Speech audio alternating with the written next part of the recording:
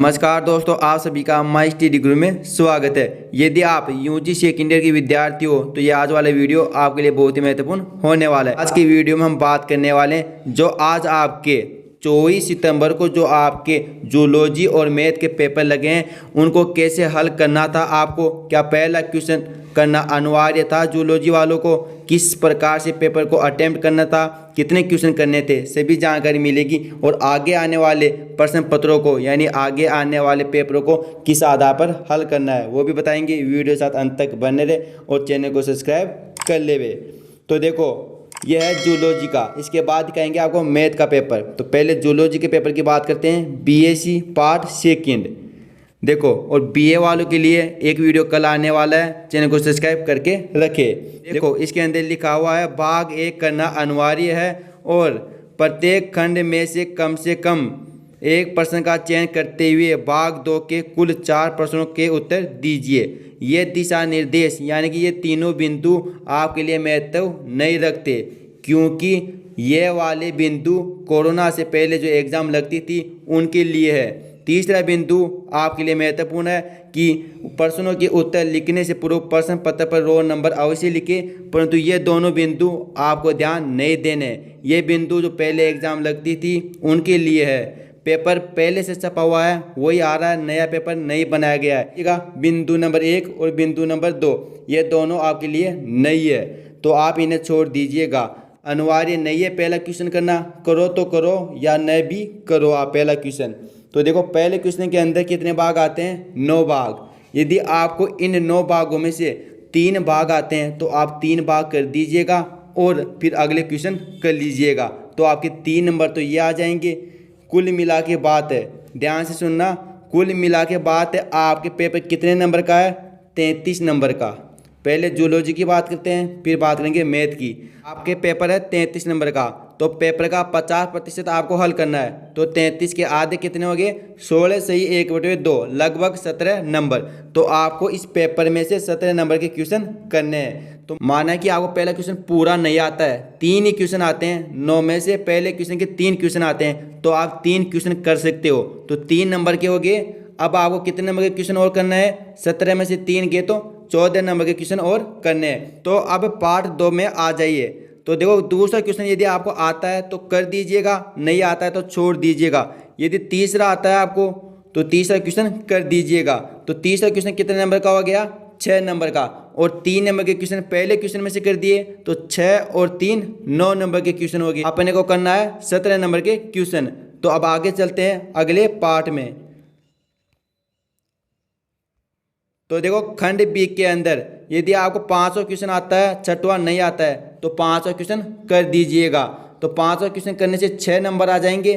तो 9 नंबर के पहले क्वेश्चन कर चुके हैं हम और 6 नंबर का अब कर देंगे, तो 9 और 6 15 नंबर हो गए। अब अपने को 2 नंबर का क्वेश्चन और करना है, तो आप छठवें का 1 कर सकते हो। छठवें के ए और बी है, इनमें से 1 कर दीजिएगा तो कितने हो जाएंगे, 18 नंबर, और आपका पेपर कंप्लीट मान लिया जाएगा और पूरे में से पूरे नंबर आएंगे।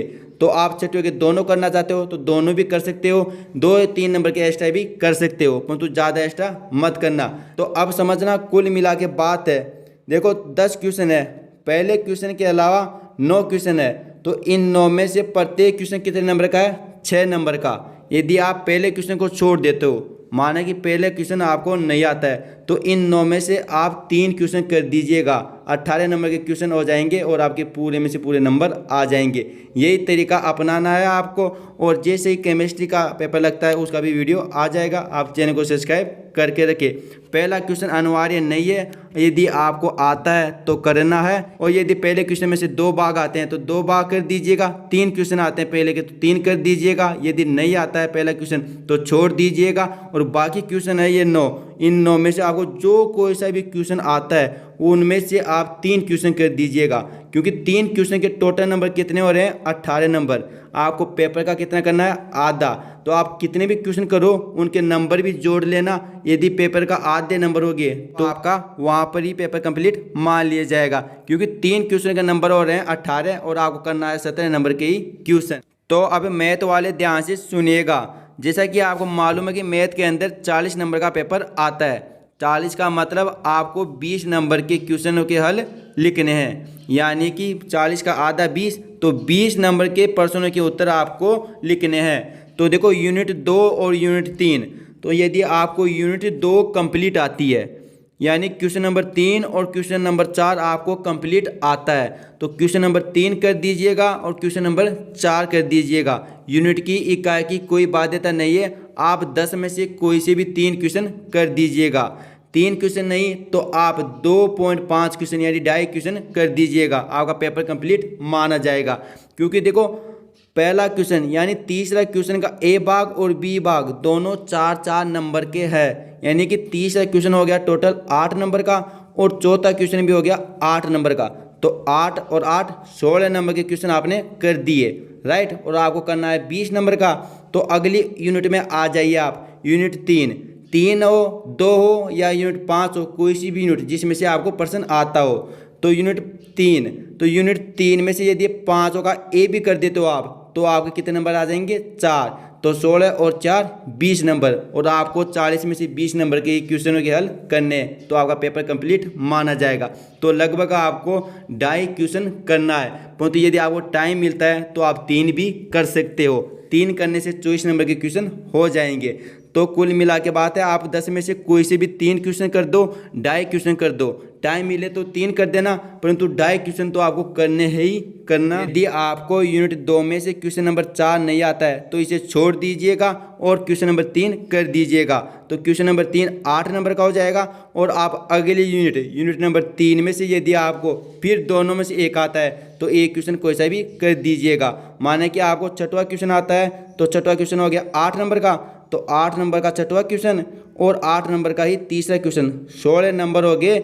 और आपको 4 नंबर का एक क्वेश्चन और करना है, तो आप अगली यूनिट यानी कोई सी भी यूनिट में से कर सकते हो। कुल मिला के पेपर का आधा कर लेना और उतने नंबर के क्वेश्चन के आंसर अपनी कॉपी के अंदर लिख देना, उत्तर पुस्तिका के अंदर लिख देना। यूनिट की इकाई की क्वेश्चन की कोई बाध्यता नहीं है, आपको जो क्वेश्चन आता है वो करिएगा। तो मैथ के अंदर कुल मिला के बात है, आपको 10 में से 2.5 क्वेश्चन करने हैं। आप फिजिक्स केमिस्ट्री की बात करते हैं तो उनमें भी आपको 10 क्वेश्चनों में से वही 2.5 क्वेश्चन करने हैं कम से कम, और ज़्यादा से ज़्यादा 3 कर दीजिएगा। इतना ही आपको टाइम मिलेगा, ज़्यादा ना तो आप कर पाओगे और ना ही आपको ज़्यादा करना है। तो सभी अपडेट के लिए चैनल को सब्सक्राइब कर ले, जैसे फिजिक्स केमिस्ट्री का पेपर भी लगता है तो उसके भी वीडियो आ जाएंगे। थैंक यू दोस्तों, यदि वीडियो अच्छा लगा हो तो लाइक करें और ज़्यादा से ज़्यादा शेयर करें। Thank you.